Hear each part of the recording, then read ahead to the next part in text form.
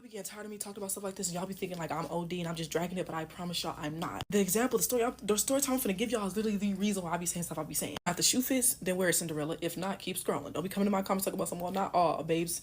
Yeah, majority, but not all. Y'all be thinking I'm lying when I say that a lot of white women literally they do not like seeing a black woman do better than them. They do not like seeing a black woman who is prettier than them. They don't like seeing a black woman that overpasses them. As long as you're not doing better than them, then they're good. I'm friends, she's black, with a girl who runs track, and I was spending some time with her, like, you know, talking with her. I talked to her in a minute. I'm sitting on the couch or whatever, I'm on the phone, and I'm talking to her, and she's telling me about this teammate who's also her roommate. She's white. She started telling me about the passive and microaggressive behavior that her teammate would show her during practice and in her dorm room. And I'm like, okay, what do you mean? Explain. She told me about a situation where, like, every day at practice she beats her. Her times are always faster than hers. Like, you know, she overpasses her in everything she does. She said she would look at her white teammate whenever they would get done running and ask her if she's good, if she's okay, because she'd be huffing and puffing and breathing hard like she ain't, you know, took a breath in hours. And she said the white girl was just like side eye her, give her a dirty look, or just won't say nothing. Then she said there was this one time when they were in practice and they were doing time trials and they were running and whatnot, and she ended up beating her. My friend, the black girl, she's not the fastest on her team. There's maybe like a few people that's faster than her by a little bit, but she's like top 3, top 5. And the people that's faster than her, maybe by like a little bit, are not black, but still. There was one day in practice they were doing the time trials, and after everybody got done running, her roommate, the white girl, starts crying, and people start surrounding her, asking her what's wrong, and her teammate looks at her, not the other girls that's faster than her. She looks at my friend, the black girl, and goes, she can't be better than me. She can't be better. She can't be faster than me. Like, white women do not like seeing black women surpass them. Like, I kid y'all, I'm not making this up. I looked at my fan, because we over the phone. I'm looking at my friend, I'm like, she said that out loud, or did she say that to you, or did you just hear it around the grapevine? She said no, she said that out loud. That's what she told the people that was checking on her, that was asking about her. She was like, she said it out loud. She said she cannot be better than me. She cannot be faster than me. Mind you, my friend, the black girl, is not the fastest on the team. She's top 5, but she is not the top fastest. Top fastest are not even black. But it's like she picked my friend down and was like, oh, she can't be better than me. She can't be faster than me. Do y'all see what I'm like?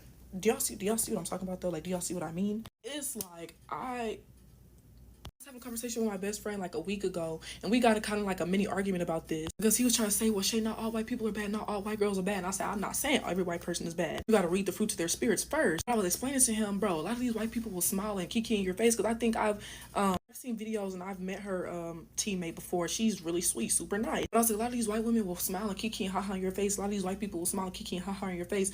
But when you're not around, you're having conversations with their families about how they feel about black people, how they feel about people of color. Low key, they be hiding, you know, envy in their heart. They be in these one-sided competitions with you. My friend was literally telling me that there's times where she would do things and say things and try to pick fights with her, and you could tell that she's doing it just to get a reaction out of her. That's what I'm not saying all white people are bad. I'm not saying all white women are bad. I am not. You know, I can read the fruits of the spirit of someone, and I can tell if they're like, you know, a genuine person or not. A lot of y'all, when you're dealing with white people, especially as a black woman, when you're dealing with white women, this is a tick for tack game. And I promise you I win every time. This is a tick for tack game with them. You gotta have strategy when dealing with them. I told my friend, I said, you need to make sure you're praying over yourself. I said, you need to make sure you keep yourself prayed over, watch your back and whatnot, because to be around someone like that is dangerous. So it's very obvious that she's envious of you. It's very obvious that she's in this one-sided beef with you. And I said, anything that she can do to trip you up, get you in trouble, do anything to screw you up, she's going to do it. And then play victim and act like she ain't do nothing. I said, you need to be careful. This is what I be talking about. Like, I know y'all be thinking, oh, Shay's dramatic, Shay's just so super pro-black.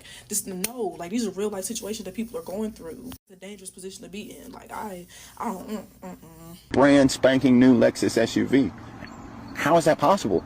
Integrate into the same neighborhood that I worked my entire life to get into. I don't understand it. Wow. Oh, yeah. Here's this guy right here in his brand new Lexus. There he is, right there. That guy right there. That's a look at that vehicle. Yeah, that's an immigrant. That's an immigrant with a $100,000 Lexus. Yeah. I'm in these non-toxic groups on Facebook where people live non-toxic lives, and we're looking for non-toxic recommendations for the products that we use. And I made a Facebook post, this was a while back, and I was like, I'm looking for black-owned, non-toxic hair product recommendations for my entire family who has various hair types. And my post was just met with so many white women who are like, that's racist. Why are you looking for black owned? I'm telling you, this post got endless comments full of hatred. Like, it just kept coming and coming and coming. You support black businesses to get rid of the racial wealth gap. Like, it's seriously the least that you can do. It's the easiest thing that you can do. So I was like talking with these people in the comments, and they're coming at me and they're attacking me. And it brought out a side of me that I'm not proud of, because I called them what they were. And basically my entire post got taken down.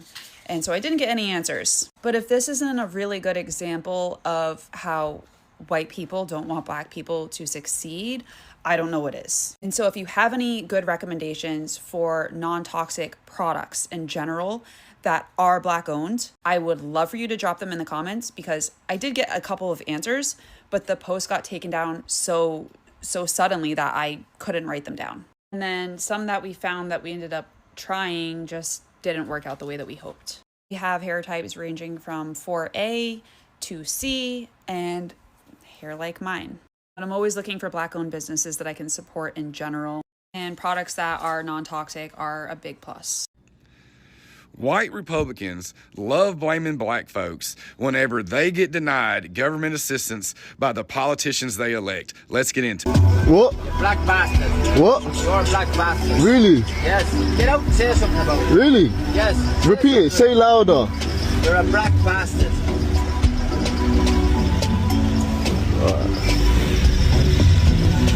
Would it take long to pay for it? 10 years? No. No, I How long would didn't. it take you to pay for it? It took about 3 days. What? Took about 3 days. You wouldn't be earning money or not out of school yet in the bank.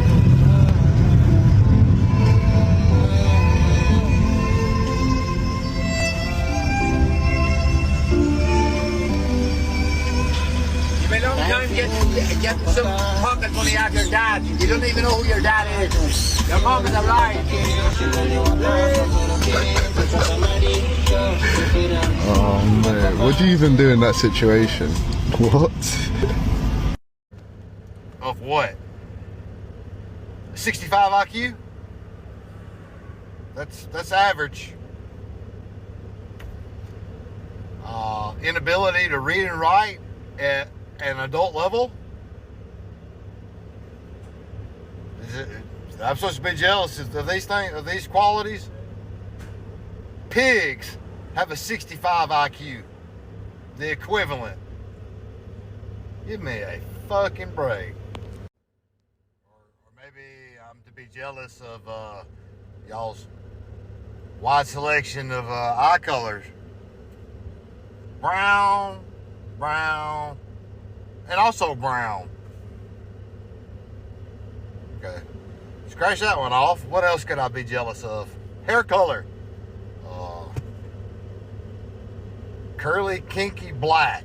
Why do white people resent black excellence? Let's talk about it. Not all white people are racist, obviously, but there is a specific subset for whom black excellence seems like a personal affront to them, right? It really bothers them when black people succeed. The 13th Amendment emancipated enslaved black Americans in 1865, and then the Jim Crow laws kind of wrapped up with the passing of the Civil Rights Act in 1964. So if we do the math, that's about 61 years in which black Americans were able to strive for success in any sort of meaningful way without like the constraints of the law pulling them down. 61 years. If we compare that to white Americans who besieged a land already owned and occupied by indigenous Americans, we'll put that around 1620 when, the Mayflower came here, then that gives them about 425 years to establish success in this country. 425 versus 61. If we compare those two fundamentally very different time spans, how much did white Americans actually do in all that time? If we were to compare even the poorest and most underprivileged of white America to black America generally, it is clear that white Americans are born way past the start line, right? By that I mean, by nature of being white in American society, you do benefit from all sorts of privileges. And to be frank, you're not exhausted by the horrible experience of facing racism on a daily basis, right? You do have a ton of privileges. So I imagine existing in this bubble of privilege that you totally deny. The existence of black people for whom success is like second nature, when it comes so easily and so readily, even though you've only had 61 years to achieve it, I imagine that's exhausting and frustrating. I imagine it makes people feel super, super inferior and hurts certain people's tiny, tiny little egos. And what do they blame that deep, deep psychic pain on? Well, of course, DEI and critical race theory and affirmative action. So I guess the question is, what might help those white Americans who just so strongly detest Black excellence? Like, what will help you? And for that, I would suggest like a lot of therapy, like a ton of therapy. And I would also just suggest that we open the schools, right? We teach people history. Yeah, maybe? Okay, bye. I don't give a fuck. I'm about to say something and I don't give a fuck whose feelings I hurt. You ready for this? So much I gotta put my phone down and be ready for it. The crash out over motherfuckers losing EBT benefits got me dead right now. When I fucking moved to Indiana, I didn't have shit. Almost no money in my pocket. I found a job at a gas station. I was making like fucking 20 grand a year, maybe 25 if I was lucky, right? I applied for benefits when I first moved to Indiana. I couldn't get them as a single mom with no support system. And they told me, no, you make too much money. And now you motherfuckers who have been on these programs for over 20 fucking years got the audacity to be mad that those benefits are being taken from you. Are you fucking kidding me? Bitching about how you're being done so wrong and you need all this fucking help still while you're recording from a fucking almost $2,000 cell phone. Why you got lashes as long as my fucking broom? Why your nails are as long as my fucking toothbrush? Are you kidding me right now? Y'all got me fucked up. Welcome to reality of paying your own fucking bills.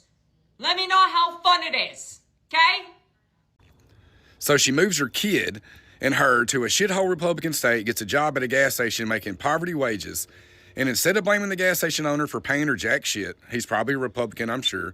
Instead of blaming the Republican policies in the state that she moved to for denying her assistance that she went to sign up for. It was just fine when she went to go sign up for it.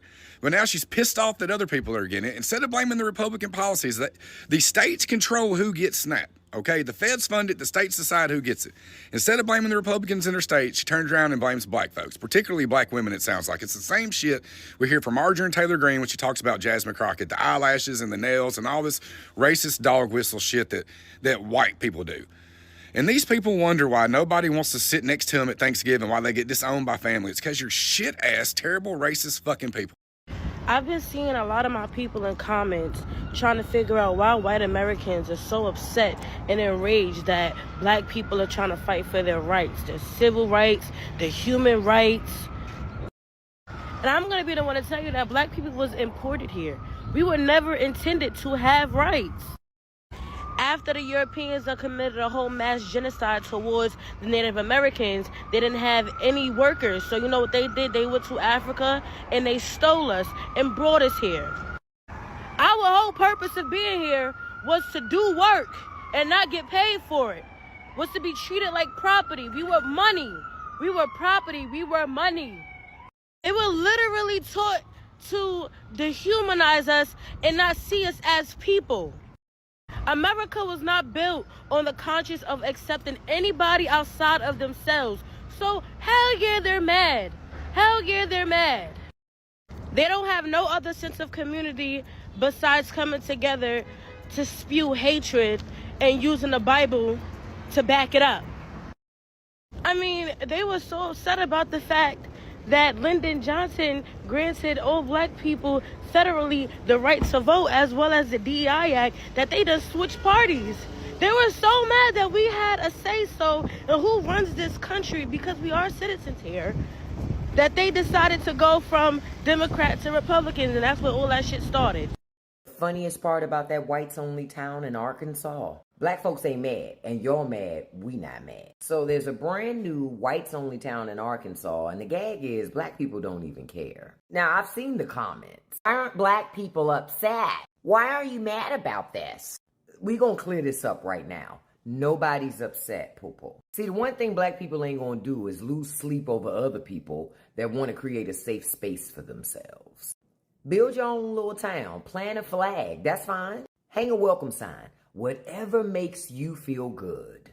Honestly, we gotta be real about something, because I saw the interviews, I saw the clips. This ain't a town of exceptional people. I mean, think about it. If you drop everything to move to this town, you probably already didn't have much going on anyway, right? And that's not shade, that's facts. So the question is again, why should black folks care? This is the part that cracks me up the most. Y'all want us to care. I see the confusion in your eyes. I see it. Y'all like, don't the blacks care? Don't they want to be where we are? Nah. We just want to make sure when we build our communities, we're not cheated out of the things that we're supposed to have.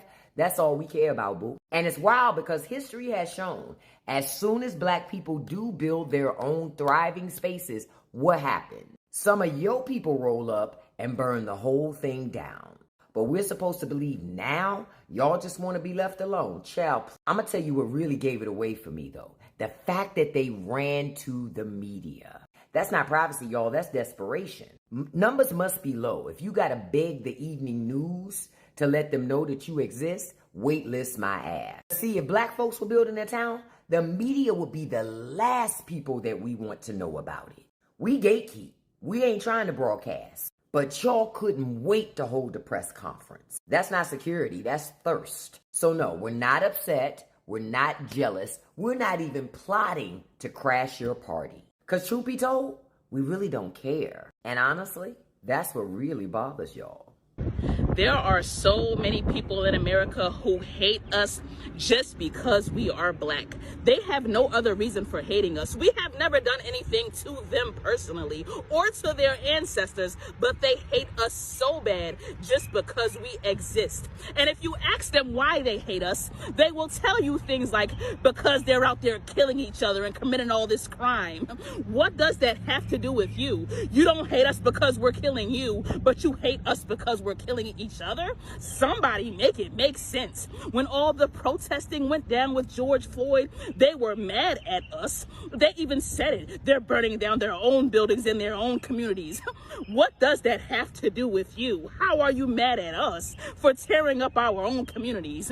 They'll say things like, their men are always going to jail. They have baby mamas. All black women, they're single mothers and they have to raise their kids by themselves. What does that have to do with you? How are you mad at us because of our suffering? Make it make sense. Like I said, we're not doing anything to bother them. We're tearing up our own communities. We're tearing each other down just like everyone else does. If you do your research, you will learn that white men commit far more violent crimes than black men do, but still we're the ones who are hated. And it takes me right back to the powerful word of the living God when King David said, those who hate me who hate me without a cause are more than the hairs of my head. People hated him without a cause, and the same thing they are doing to us.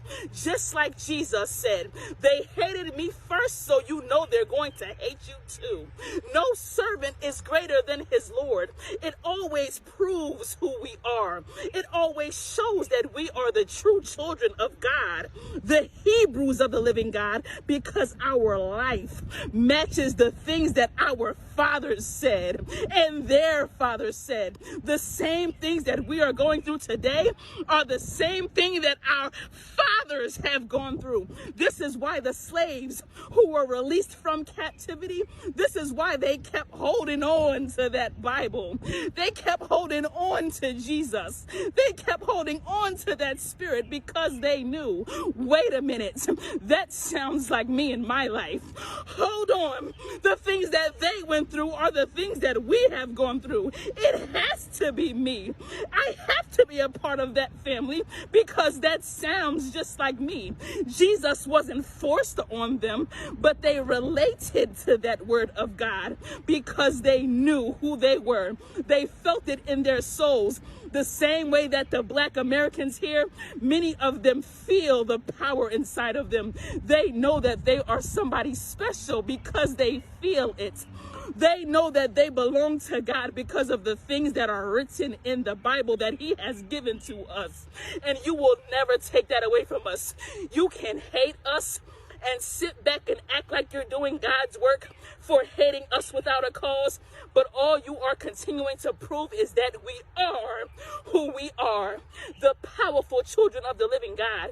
It says in Revelation 12 that the beast is going to make war with the true children of God.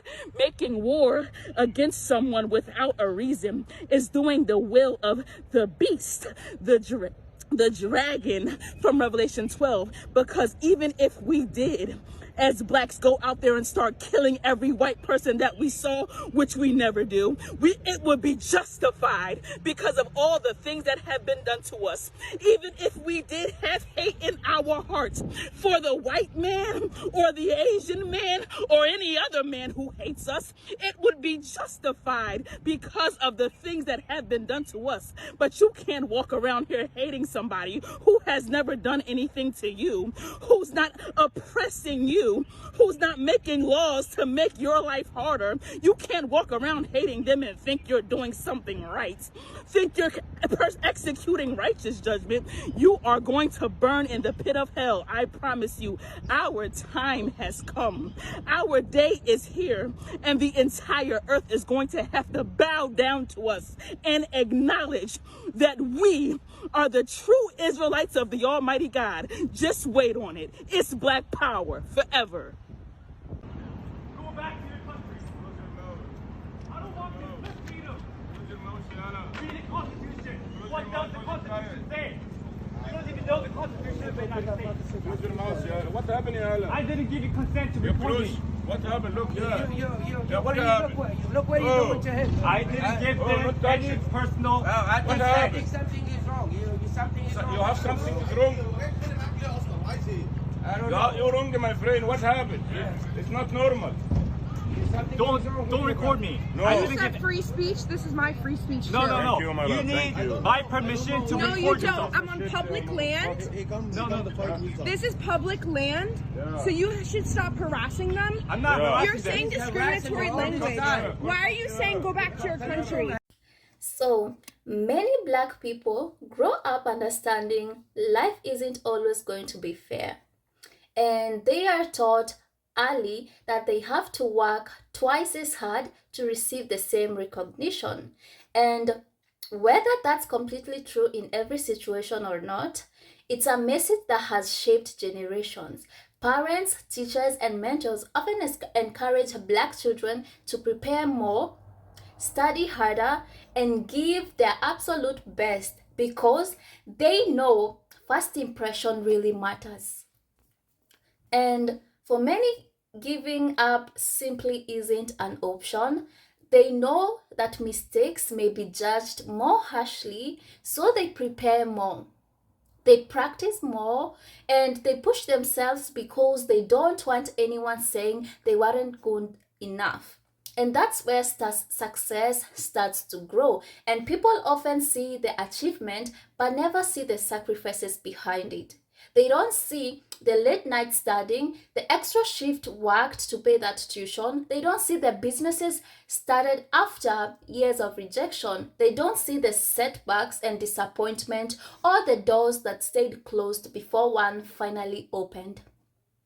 And success doesn't really erase the struggle. It usually comes after the struggle. And what's surprising is how uncomfortable some people become when those who were expected to stay behind begin moving ahead. Instead of celebrating hard work, they become suspicious. Instead of saying congratulations, they start looking for reasons that why that success shouldn't even count. And that is not just frustrating, it says a lot about how people view success. And no one questions the hard work when it fits the story. No one questions it when someone else succeeds. But the moment a black person succeeds, suddenly people want proof. They want proof. Where is your did you study? Are you qualified for this job? You have to prove and prove and prove and prove just to be, you understand. So the reality is that excellence doesn't belong to one race. Intelligence too doesn't belong to just one person. And success belongs to people who are willing to keep showing up, keep learning, keep improving, even when the odds are not in their favor. History is full of people who are told no, over and over again, but refused to stop trying. They built businesses, became doctors, artists, engineers, and they created opportunity not just for themselves, but for generations coming after them. That kind of resilience deserves respect. And of course, every community has successful people, and every community has people facing challenges. No group is a monolith, but it is worth recognizing the efforts behind achievements instead of assuming they happened by luck or because someone got unfair advantage.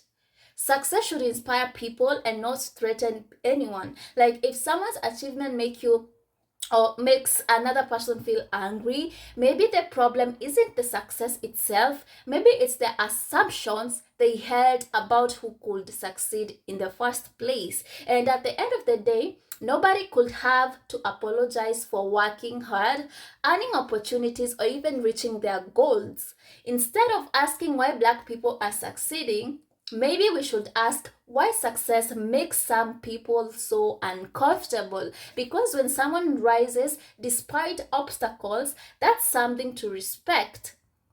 So let's celebrate hard work wherever we see it. Let's encourage determination instead of being jealous. And let's remember that another person's success doesn't take away from ours. It simply proves that perseverance, discipline, and resilience can open doors even when the journey is difficult. So guys, thank you so much for watching this beautiful video, and I hope to see you in my next one. So in order to see the next video, don't forget to subscribe, don't forget to give it a thumbs up, and leave your thoughts in the comment section. So bye.